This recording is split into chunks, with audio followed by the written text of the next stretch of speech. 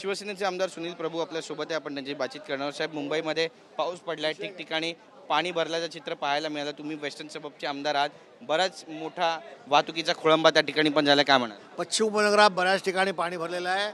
हायवेवरून पाणी खाली काल येत होतं. याचा अर्थ हायवेच्या बाजूला असलेले नाले हे महानगरपालिकेने यावेळेला साफ केले नाहीत, त्याकडे कोणी लक्ष दिलं नाही आणि सकल भागात पाणी पुरलेलं आहे.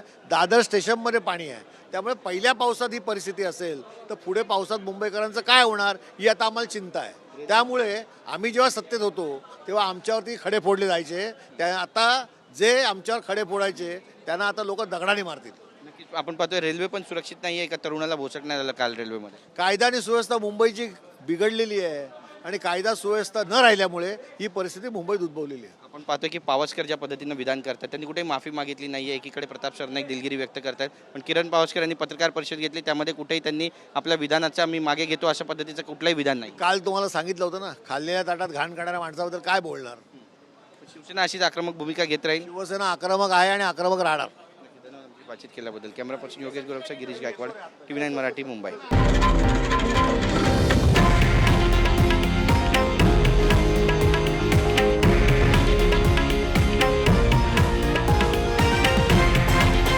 हे आहे देशातील नंबर 1 न्यूज नेटवर्क आणि आपण पाहत आहात TV9 मराठी, एकमेव.